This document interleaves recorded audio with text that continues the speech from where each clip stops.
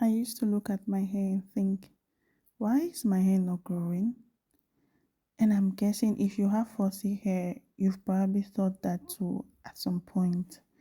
Because it can really feel like you're doing everything right, but nothing is changing.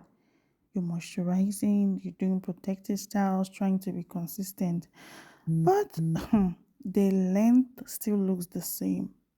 And for the longest time, I thought that meant my hair wasn't growing at all.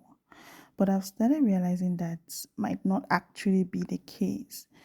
So, my dear friend, let's talk about it in a simple way today. One thing I had to learn is that your hair might actually be growing already. You just might not be seeing it. Especially with fussy hair, shrinkage is real. So sometimes your hair is longer than it looks, but because it curls so tightly, it just doesn't show. And for me, I used to confuse that with no growth, but it's not the same thing. I have observed that the bigger issue is breakage. Because even if your hair is growing from your scalp, if the ends are breaking at the same time, it feels like nothing is happening. And breakage can come from small things, not even dramatic things. Things like how we detangle, how often you touch your hair, very tight styles, dryness, rough handling without realizing it. I've done some of these things myself without even knowing they were affecting my length. Another big issue is dryness. Fussy hair can dry out quickly, and when it stays dry for too long, it becomes fragile. And fragile hair breaks easily. So sometimes it's not that you need more products, it's just that your hair needs more consistent moisture and gentler care. A lot of us were just not taught to be gentle with our hair, especially with some of these hairdressers that care more about the aesthetic than the actual health of our hair. We rush the tangling, we stretch it too tight so styles can last. We use heavy extensions to weigh down the hair. We leave it dry longer than we should. We don't protect it, and we don't even realize that over time these things add up. So I had to unlearn that myself. And another thing I don't hear enough people talk about that actually affect our hair is life. Sometimes we are stressed. A lot can be going on in life. You are so stressed that it shows in your hair. Stress can actually affect our hair and cause hair loss and affect the growth of our hair. Lack of sleep, so we are just not getting enough sleep, and it affects the hair and also our health. As women, we have hormonal issues, we are sometimes deficient of vitamins, we have some health issues or maybe on medications, and it shows in your hair. It does affect your hair.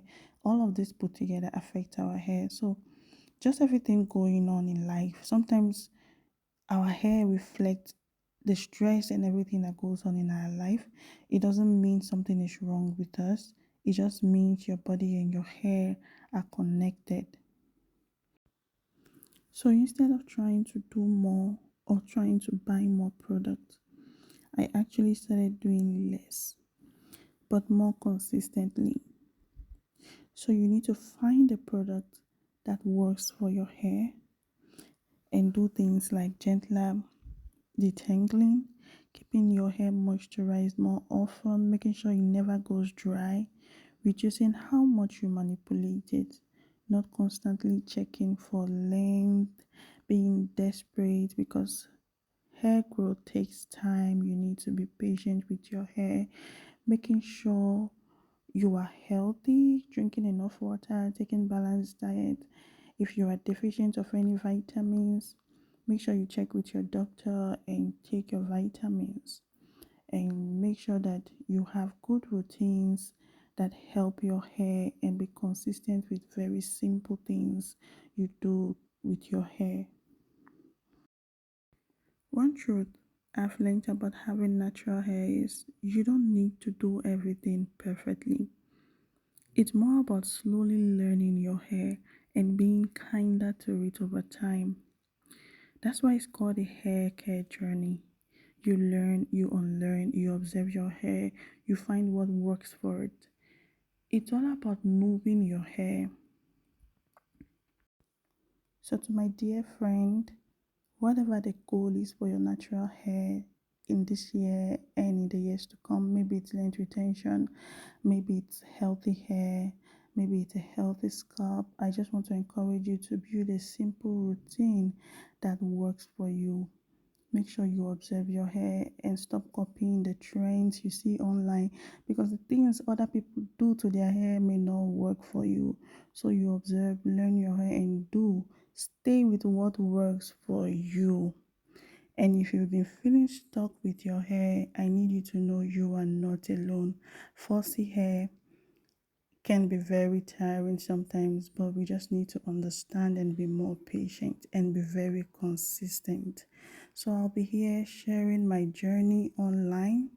I'll be sharing more videos about my own hair care and my journey. I'll share more things I have learned, science based, health wise, everything I have learned. So if you need a friend to share hair care concerns about, I'll be here. So thank you so much for watching, and I will see you in my next video. Thank you. See you.